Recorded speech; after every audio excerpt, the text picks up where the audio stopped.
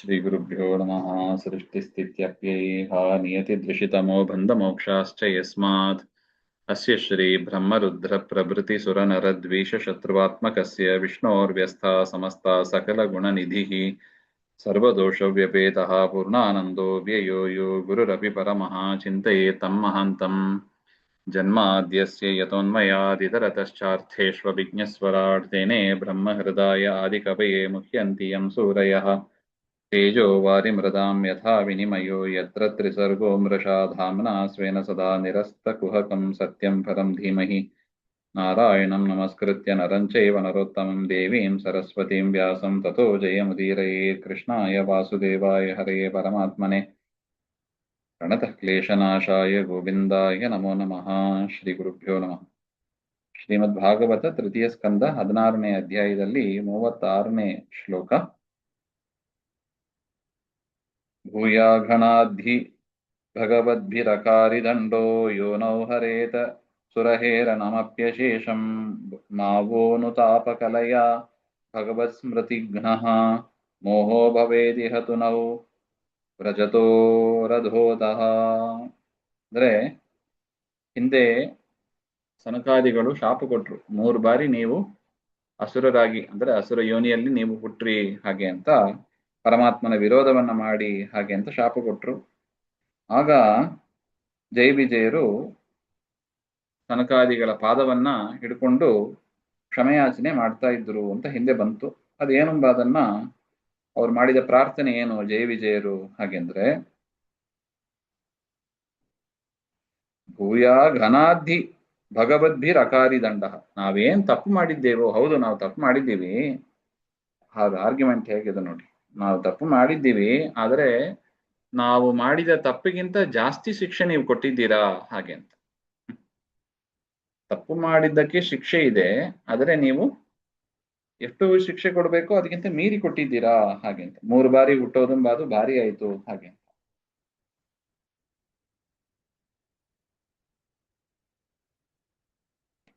ನಿಮಗ್ ಮಾತ್ರ ಅಲ್ಲ, ಇದೇ ರೀತಿಯಾಗಿ ಅನೇಕ ದೇವತೆಗಳನ್ನ ನಾವೇ ಹಿಂದೆ ಬಿಟ್ಟಿಲ್ಲ. ಯೋನೋ ಹರೇತ ಸುರಹೇರನಂ ಅಪ್ಯಶೇಷಂ. ಅನೇಕ ದೇವತೆಗಳನ್ನು ಕೂಡ ನಾವು ಇದೇ ರೀತಿಯಾಗಿ ಬಿಟ್ಟಿಲ್ಲ. ನಿಮ್ಮನ್ನು ಬಿಟ್ಟಿಲ್ಲ, ಬೇರೆ ದೇವತೆಗಳನ್ನು ಬಿಟ್ಟಿಲ್ಲ. ಆದ್ರೆ ಅವ್ರೆಲ್ಲ ಏನು ಮಾಡಿಲ್ಲ ನೋಡಿ, ಸುಮ್ಮನೆ ಬಂದ್ರು ಹೋದ್ರು ಅಷ್ಟೇ. ಆದ್ರೆ ನೀವು ಮಾತ್ರ ಇಷ್ಟು ಘೋರವಾದ ಶಾಪ ಕೊಟ್ಟು ಬಿಟ್ರಲ್ಲ ಹಾಗೆ ಅಂತ.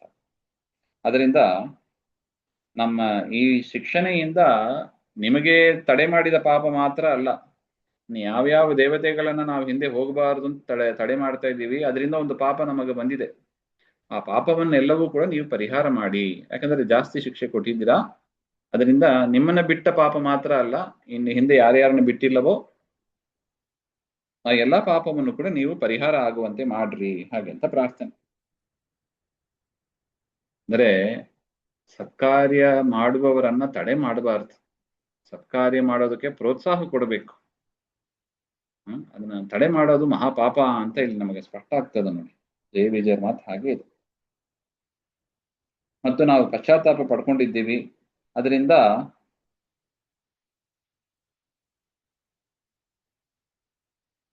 ಪರಮಾತ್ಮನನ್ನ 3 ಬಾರಿ ನಾವು ಹುಟ್ಟಿ ಬರ್ತೀವಿ, ಆದ್ರೆ ಮೋಹೋ ಭವೇದಿ ಹತು ನಾವು ರಜತೋ ರಥೋರಥ. ಪರಮಾತ್ಮನ ಸ್ಮರಣೆ ನಮಗೆ ತಪ್ಪಿಸೋದು ಬೇಡ. ಅಂದ್ರೆ 3 ಜನ್ಮದಲ್ಲೂ ಕೂಡ ನಾವು ಪರಮಾತ್ಮನನ್ನೇ ಸ್ಮರಿಸಿಕೊಂಡು ಇರುವವರಾಗಿ, ಯದ್ಯಪಿ ಪರಮಾತ್ಮನ ವಿರುದ್ಧ ಮಾಡುವವರಾಗಿ ಇರ್ತೀವಿ, ಪರವಾಗಿಲ್ಲ, ಆದರೂ ಕೂಡ ದೇವರ ಸ್ಮರಣೆ ನಮಗೆ ಬಿಟ್ಟು ಹೋಗಬಾರದು. ದೇವರ ಸ್ಮರಣೆ ಮಾಡ್ತಾ ಇರುವ ಭಾಗ್ಯವನ್ನು ಕೊಡಿ ಹಾಗೆ ಅಂತ ಪ್ರಾರ್ಥನೆ ಮಾಡ್ತಾ ಇದ್ದಾರೆ. ಸುರಹೇರಣಸ್ಯಾಪಿ ದಂಡಃ ಭವತಿ ಅಂತ ಆಚಾರ್ಯರು ಹೇಳ್ತಾರೆ. ಅತ್ರ ಸ್ಥಿತಯೋ ಪುನಃ ಪೂರ್ವವನ್ ಮೋಹೋ ನ ಸ್ಯಾದ್ ಅಂಶಿನೋಹೋ ಹಾಗೆ.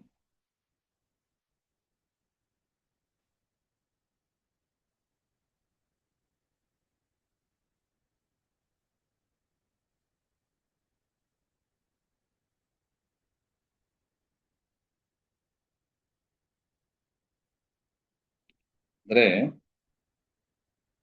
ದ್ವೇಷದಿಂದ ಸ್ಮರಣೆ ಮಾಡಿದ್ರೆ ಅದು ನರಕಾದಿಗಳೇ ಆಗ್ತದೆ,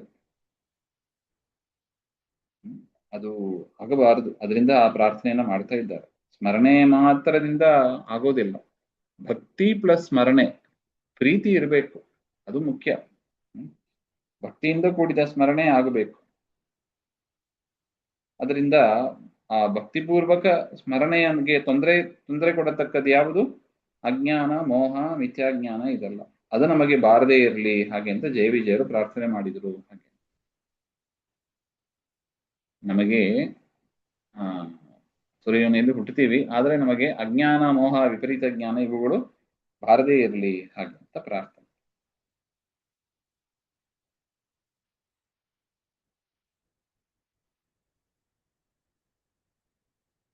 ಅದಕ್ಕೆ ಹೇಳ್ತಾ ಇದ್ದಾರೆ, ಪೂರ್ವ ಮೋಹೋ ನ ಸ್ಯಾತ್ ಅಂಶಿನಃ ಹಾಗೆ ಅಂತ. ಅಲ್ಲ, ಭಕ್ತಿಪೂರ್ವಕವಾಗಿ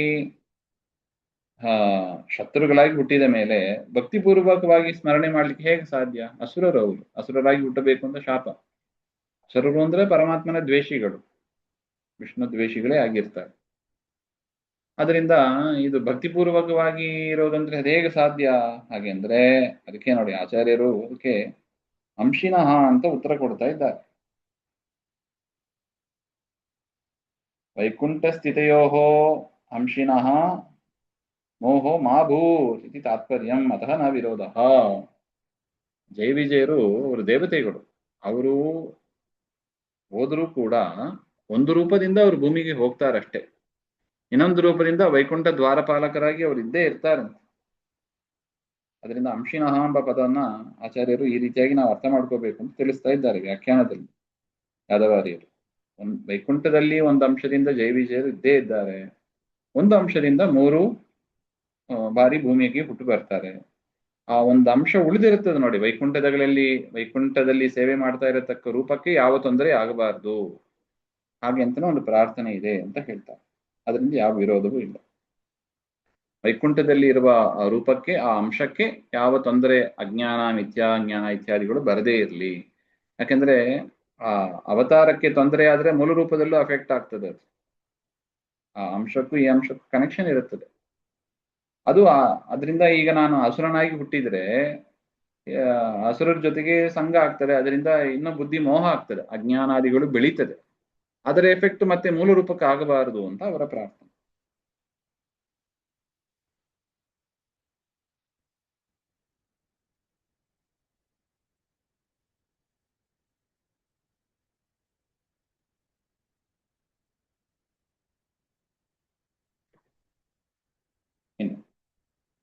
एवं तदेव भगवान् अरविन्दनाभः स्वानां विबुध्य सदति क्रमार्य हृद्यः तस्मिन्ययो परमहंसमहानुमीनाम् अन्वेषणीय चरणो निलयात् सह श्रीः.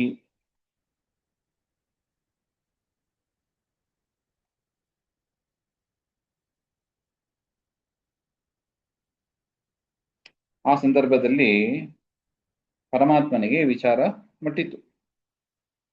ತಮ್ಮ ಸೇವಕರಾದ ಪಾರ್ಷದರಾದ, ನೋಡಿ ಈಗೇನು ನೋಡಿದೀವಿ ಭಾಗವತದ ತಾತ್ಪರ್ಯ ನಿರ್ಣಯದಲ್ಲಿ, ಈ ಜಯ ವಿಜಯಾದಿಗಳ ಬ್ರಹ್ಮದೇವರಿಂದ ಹುಟ್ಟಿ ಬಂದವರು ಹಾಗೆ ಅಂತ, ವಿಷ್ಣು ಪಾರ್ಷದರು ಹಾಗೆ ಅಂತ.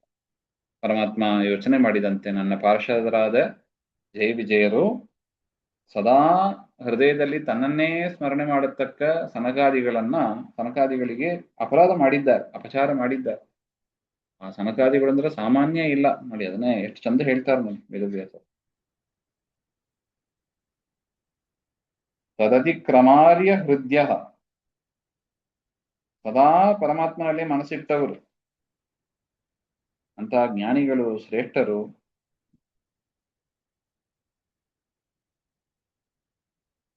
ಅಂತಹ ಜ್ಞಾನಿಗಳು ಕೂಡ ಪರಮಾತ್ಮನನ್ನ ಹುಡುಕ್ತಾ ವಿಚಾರ ಮಾಡ್ತಾ ಬರ್ತಾ ಇರ್ತಾರೆ, ಪರಮಾತ್ಮನ ಗುಣಗಳು ಹೀಗೆ ಹೀಗೆ ಅಂತ. ಅಂತ ಪರಮಾತ್ಮನ ಸ್ವರೂಪ ಅಂದ್ರೆ ಆ ರೀತಿಯಾದದ್ದು. ಅಂತ ಜ್ಞಾನಿಗಳು ಕೂಡ ಅಪಚಾರ ಮಾಡಿದ್ದಾರೆ ನನ್ನ ಪಾರ್ಷದರು ಅಂತ ತಿಳಿದು ಲಕ್ಷ್ಮೀ ಸಹಿತನಾಗಿ ಪರಮಾತ್ಮ ಜಯವಿಜಯರಿದ್ದ ಸ್ನಾನಕ್ಕೆ, ಅಂದ್ರೆ ಜಯವಿಜಯರು ಸನಕಾದಿಗಳು ಎಲ್ಲಿದ್ರು ಆ ಸ್ಥಾನಕ್ಕೆ ಪರಮಾತ್ಮ ಬಂದ ಅಂತ ಹೇಳ್ತಾರೆ. ತಂ ತ್ವಾಗತಂ ಪ್ರತಿಹೃತೌ ಪೈಕಂ ಸ್ವಪುಂಭಿರ್ ತೇ ಚಕ್ಷತಾಕ್ಷ ವಿಷಯಂ ಸ್ವಸಮಾಧಿಗಮ್ಯಂ ಹಂಸಶ್ರಿಯೋರ್ವ್ಯಜನಯೋ ಶಿವವಾಯುಲೋಲ ಶುಭ್ರಾತ ಪತ್ರ ಶಶಿಕೇಸರ ಶೀಕರಾಂಬುಂ.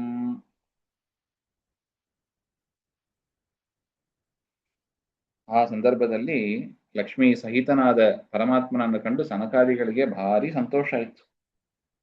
ಸದಾ ಹೃದಯದಲ್ಲಿ ಧ್ಯಾನ ಮಾಡಿ ಆ ರೂಪವನ್ನು ನೋಡ್ತಾ ಇರ್ತಾರೆ. ಆ ರೂಪವೇ ಕಣ್ಣಾರೆ ಅವರು ಕಂಡ್ರು ಹಾಗೆ ಅಂದ್ರೆ ಎಷ್ಟು ಸಂತೋಷ ಆಗ್ಲಿಕ್ಕಿಲ್ಲ. ಅವರ ಸಿಟ್ಟು ಅದು ತಾತ್ಕಾಲಿಕವಾದದ್ದು ಅಂತ ಹೇಳ್ತಾರೆ.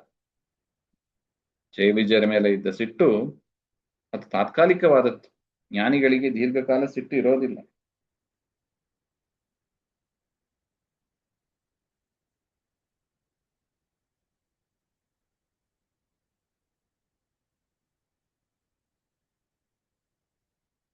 ಹಂಸಶ್ರೀಯೋರ್ ವ್ಯಜನಯೋಹೋ, ಆ ಪರಮಾತ್ಮ ಬಂದರೆ ಅವನ ಪರಿವಾರದವರು ಛತ್ರ ಚಾಮರ ಎಲ್ಲ ಸೇವೆ ಮಾಡ್ತಾ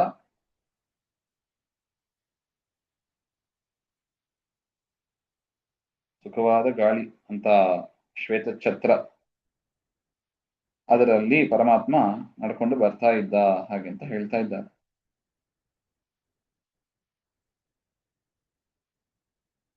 ಆ ಶ್ವೇತ ಛತ್ರದ ಮೇಲೆ ಅಮೃತದ ಬಿಂದು ಬೀಳ್ತಾ ಇರ್ತದಂತೆ.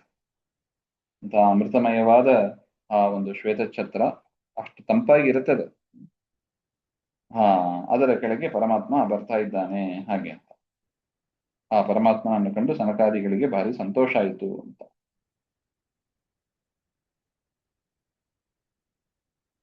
ಕೃಷ್ಣ ಪ್ರಸಾದ ಸುಮುಖಂ ಸ್ಪೃಹಣೀಯ ಧಾಮ ಸ್ನೇಹೋಬಲೋಕ ಕಲಯಾ ಹೃದಿ ಸಂಸ್ಪೃಶಂತಂ ಶ್ಯಾಮೇ ಪೃಥಾ ಉರಸಿ ಶೋಭಿತಯಾ ಶ್ರಿಯಾ ಗ್ರೀವಾಮಣಿಂ ಸುಭಗಯಂತಮಿವಾತ್ಮಧಿಷ್ಣ್ಯಂ.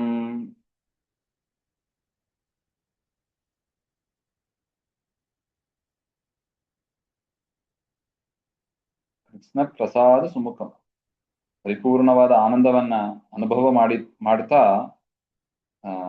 ಚೆನ್ನಾಗಿ ಅರಳಿದ ಮುಖ, ಮನೋಹರವಾದ ಕಾಂತಿ, ಪ್ರೇಮಪೂರ್ಣವಾದ ಕಟಾಕ್ಷ.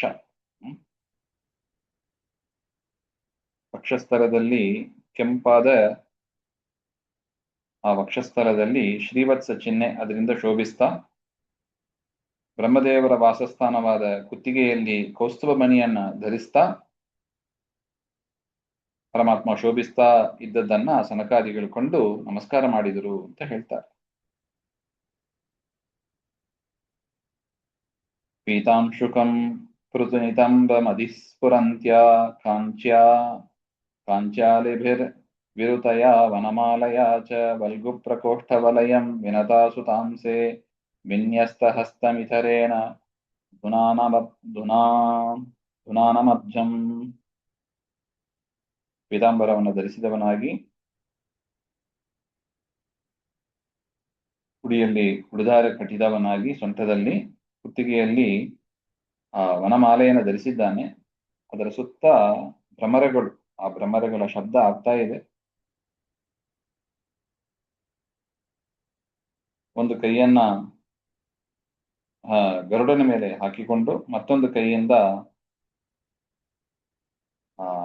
ತಾವರೆಯನ್ನ ಸುತ್ತುತ್ತಾ ಬರ್ತಾ ಇದ್ದಾನಂತೆ. ಒಂದು ಕೈಯಲ್ಲಿ ತಾವರೆ, ಇನ್ನೊಂದು ಕೈಯಲ್ಲಿ ಕೈಯನ್ನ ಗರುಡನ ಮೇಲೆ ಹಾಕಿ ಪರಮಾತ್ಮ ಬರೋದನ್ನ ಸನಕಾದಿಗಳು ಕಂಡ್ರು ಹಾಗೆ ಅಂತ ವರ್ಣನೆ. ಮುಂದಿನ ವಿಚಾರ ಮತ್ತೆ ನೋಡೋಣ. ಶ್ರೀಮದ್ ಅಂತರ್ಗತ ಶ್ರೀಕೃಷ್ಣ ಅರ್ಪಣಮಸ್ತು. ಶ್ರೀ ಹರೇ ನಮಃ.